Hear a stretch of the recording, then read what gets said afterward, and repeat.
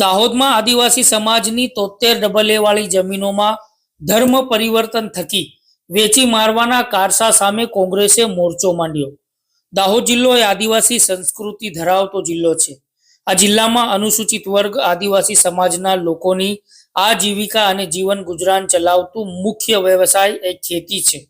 હાલના સમયમાં એવા કિસ્સાઓ સામે આવી રહ્યા છે જેમાં અનુસૂચિત જનજાતિ વર્ગના લોકોની જમીન ઉપરથી કાયદા દ્વારા સંરક્ષિત ગુજરાત લેન્ડ રેવન્યુ કોડની કલમ 73 ના નિયંત્રણો ગેરકાયદેસર રીતે દૂર કરવામાં આવી રહ્યા છે તેવા આક્ષેપો સાથે આજરોજ કોંગ્રેસ હોદ્દેદારો અને લીગલ ટીમ દ્વારા જિલ્લા કલેક્ટરને આવેદન આપી રજૂઆત કરવામાં આવી હતી, જેમાં કોંગ્રેસ દ્વારા આક્ષેપો લગાવવામાં આવ્યા છે કે અનુસૂચિત જનજાતિ વર્ગના લોકો પાસે સ્ટેમ્પ પેપર ઉપર લખાડવામાં આવે છે કે આજથી તેઓએ ધર્મ પરિવર્તન કરી લીધું છે, માટે તેઓનો અનુસૂચિત જનજાતિનો દરજ્જો પૂર્ણ થઈ ગયો છે અને તેઓની જમીન ઉપરથી 73 ના નિયંત્રણો દૂર કરવામાં આવે છે। ગ્રામ સભાની ચકાસણી યોગ્ય રીતે કરવામાં આવતી નથી।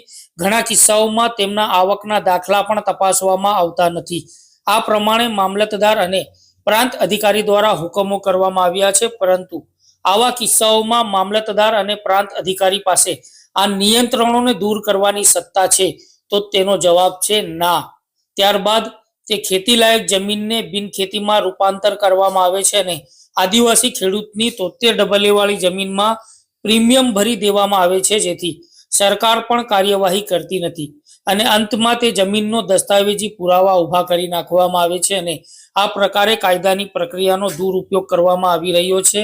કોઈ પણ જમીનનો દસ્તાવેજ થવો કે જમીનનું પ્રીમિયમ સરકારને જમા કરાવવું એ જમીનની કાયદેસરતા નક્કી ના કરી શકે। કોઈ જમીન અંગેનો 73 ની મુક્તિનો હુકમ જો ગેરકાયદેસર રીતે કરવામાં આવે તો માત્ર દસ્તાવેજ કે પ્રીમિયમ ભરી દેવાથી તે ગેરકાયદેસર કૃત્ય એ કાયદેસર ના ગણી શકાય અને વ્યક્તિનો ધર્મ બદલાતા જમીનનો સત્તા પ્રકાર ના બદલી શકાય। દાહોદના ઘણા તાલુકાઓમાં અને ગ્રામ્ય વિસ્તારોમાં આવા કિસ્સાઓ સામે આવ્યા છે અને જો વધુમાં કોઈ પણ વ્યક્તિનું ધર્મ પરિવર્તન કરાવવું હોય તો Gujarat freedom of religion act Gujarat ધર્મ સ્વતંત્ર 2003 ની કલમ 5 મુજબ ધર્મ પરિવર્તન કરવા બાબતે જિલ્લાના જિલ્લા મેજિસ્ટ્રેટ સાહેબની પૂર્વ મંજૂરી મેળવવી જરૂરી છે। શું આવી કોઈ પણ પ્રક્રિયાનું પાલન કરવામાં આવ્યું છે તો તેનો જવાબ છે ના। શા માટે વહીવટી તંત્ર પોતાના અણઘડ નિર્ણયોના લીધે આદિવાસી વર્ગની સંસ્કૃતિ અને અસ્મિતા સાથે ચેડા કરે છે? આ બાબત કેટલા અંશે યોગ્ય છે? આમ તો આ કાયદાની એક પ્રક્રિયા છે જેનો વહીવટી તંત્ર છટકબારી તરીકે દુરુપયોગ કરી રહી છે। નિયમો અને ધારાધોરણ મુજબ પ્રક્રિયાનું પાલન નથી કરાતું। 73 ના નિયંત્રણો દૂર કરવાની પ્રક્રિયા એ ઓનલાઈન અરજી મારફતે કરવામાં આવે છે, જેમાં અરજી કરનાર એક જ વ્યક્તિ કેવી રીતે તમામ બાબતો નક્કી કરી શકે છે। ત્યારબાદ જિલ્લાની સરકારી કચેરી અને તે વ્યક્તિ વચ્ચે જ કોમ્યુનિકેશન થાય છે। તે વ્યક્તિના સરનામા ઉપર જ અરજીઓની બજાવણી થાય છે। તે સંજોગોમાં પરિવારના અન્ય લોકોને તો તે બાબતની જાણ પણ નથી હોતી। આ બાબતે અંતમાં એ પરિણામ આવે છે કે અનુસૂચિત જનજાતિ વર્ગની જમીન ઉપર ગેરકાયદેસર બાંધકામ કરવામાં આવે છે અને તેઓને એ જણાવવામાં આવે છે કે ખરીદનાર લોકો વિશ્વાસપાત્ર ખરીદ કરતા બોનોફાઇડ પરચેજર્સ છે, માટે હવે તમે કશું નહીં કરી શકો અને જમીનના મૂળ માલિક પોતાની જમીન ગુમાવી બેસે છે। અને જ્યારે આ સંદર્ભે કેસ કરવામાં આવે છે ત્યારે એવું જણાવવામાં આવે છે કે બિનખેતીનો હુકમ આ જમીન ઉપર થઈ ગયો છે, સરકારની તિજોરીમાં પ્રીમિયમ દાખલ થઈ ગયેલું છે, માટે આમાં હવે કશું નહીં થઈ શકે। આવા સંજોગોમાં એ બાબત ધ્યાન રાખવા જેવી છે કે ખેતીનું પ્રમાણ પણ ઘટશે અને આદિવાસી સંસ્કૃતિ જોખમમાં મુકાશે। હાલના આવેદન મારફતે આપ સરકારને ધ્યાન દોરી રહ્યા છે કે ધ ગુજરાત લેન્ડ રેવન્યુ કોડની કલમ 73 ની જોગવાઈઓનું પાલન ચોકસાઈપૂર્વક અને ન્યાયિક રીતે થાય તે અંગે સુચારુ રૂપે રૂલ્સ અને રેગ્યુલેશન દાખલ કરવામાં આવે।